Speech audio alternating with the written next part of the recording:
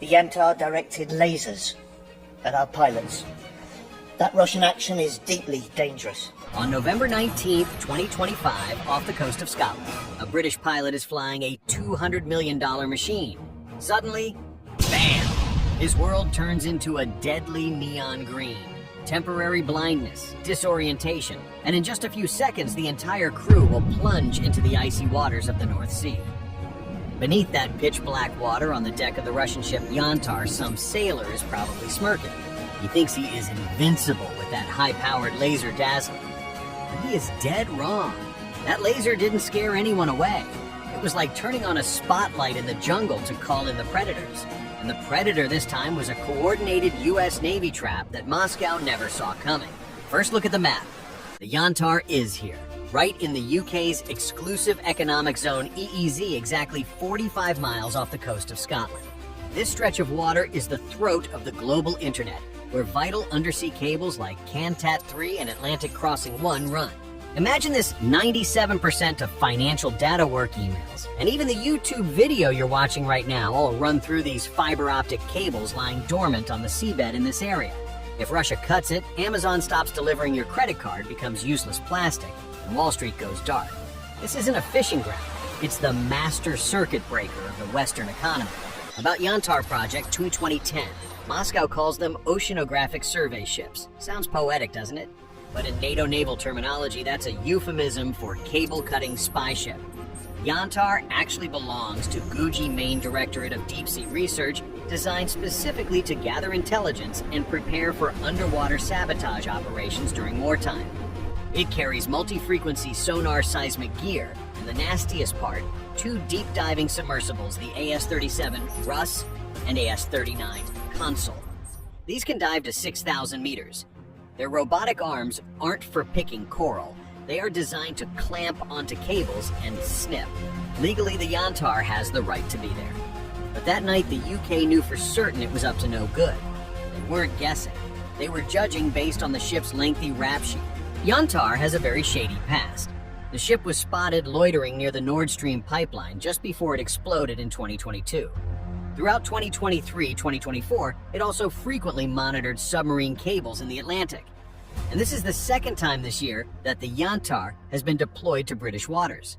The concern is that this is part of an ongoing Kremlin effort to locate and map all important submarine cables and pipelines connecting the UK to the rest of the world. The purpose is clear: to find the weakest points to cut in the event of war.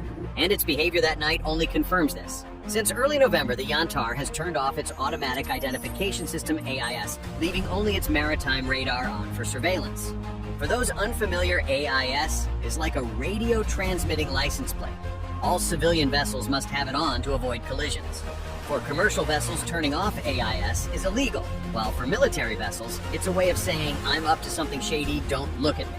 But the most suspicious thing was that while its AIS was off, it was still moving in a slow zigzag pattern at 3 to 5 knots. In naval language, moving like that has only one purpose: seabed scanning.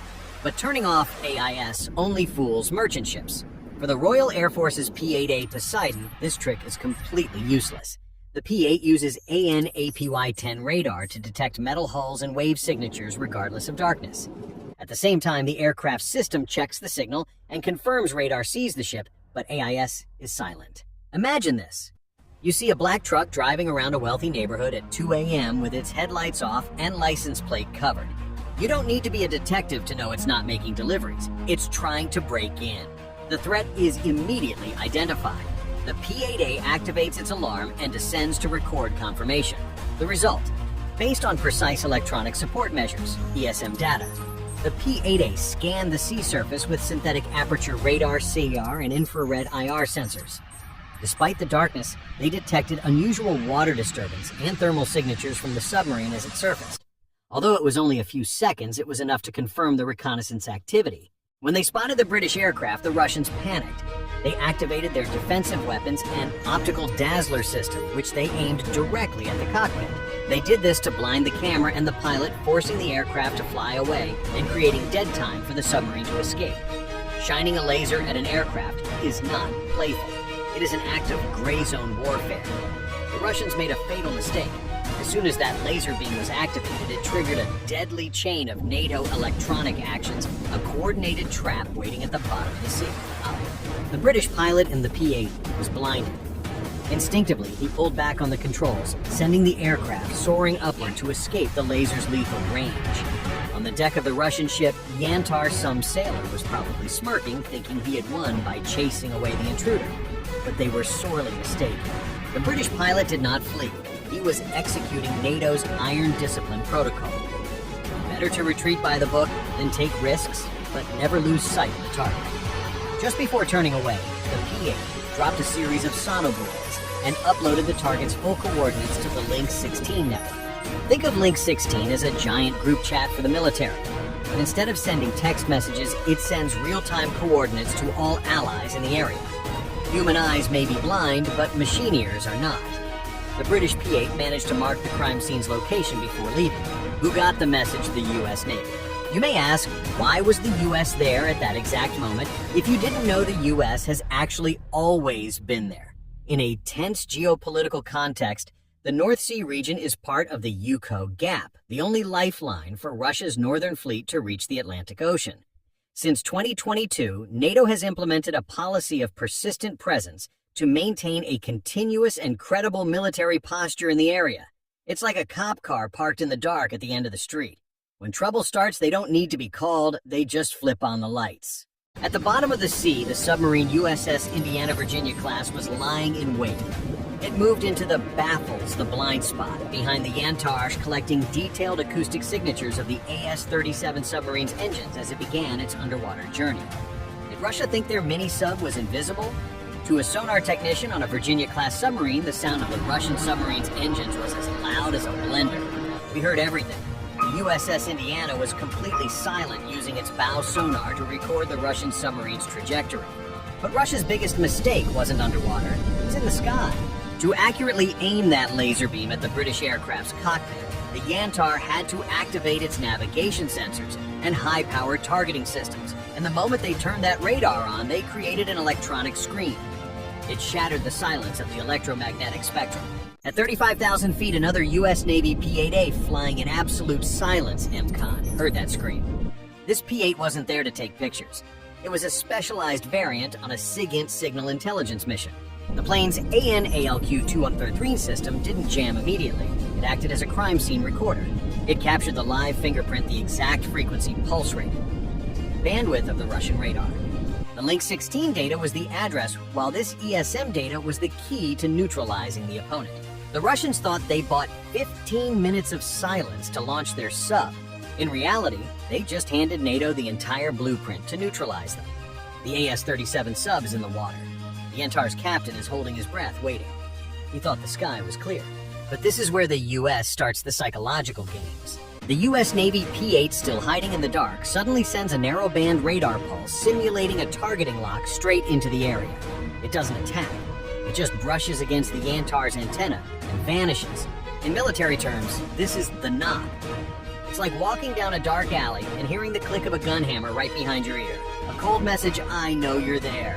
The Russian captain isn't an amateur. He knows he's exposed. Immediately, he plays a classic deception card, split the target. The Yantar kills its radar to vanish electronically. Simultaneously, the AS-37 sub below releases an acoustic decoy. This decoy mimics engine noise and drifts west while the real sub silently dives east. It's like a thief throwing a rock into the bushes to distract the guard dog. Russia hoped the American sub would chase the ghost, but they forgot who they were dealing with. Down deep, the USS Indiana didn't flinch. Sonar experts on Virginia-class boats are trained to distinguish between a shrimp snapping its claws and a torpedo tube opening 10 miles away. They ignored the decoy, but instead of charging in the Indiana, executed a maneuver called a reverse track. Think of soccer. You fake a run to the left to make the defender look that way, then instantly cut 180 degrees and slip behind him. The Indiana did exactly that. As the Russian sonar swept forward, the American sub slipped into the deadwater about 900 yards right off the Yantar's stern. The Russians were blind. They thought they were the hunters, but the predator already had a gun to the back of their neck. And then the punishment came down. A ruthless, precise three-layer judgment. First was communication interruption. The AS-37 sub needs hydroacoustic signals from the mothership to navigate. Above the US P-8 activated active electronic warfare. American frequency hopping tech allowed them to fill the exact Russian communication channel with high-intensity noise. Imagine the Russian captain trying to whisper instructions into the sub's ear, and the US putting a megaphone next to it and screaming. The result, communication severed. On the Yantar's screens, the sub's telemetry vanished, replaced by error codes. The AS-37 became blind and deaf, floating in the Black Ocean, unable to know its position relative to the target or the mothership. The sabotage mission was neutralized. While the Russians panicked over the loss of signal, the US delivered the final psychological blow.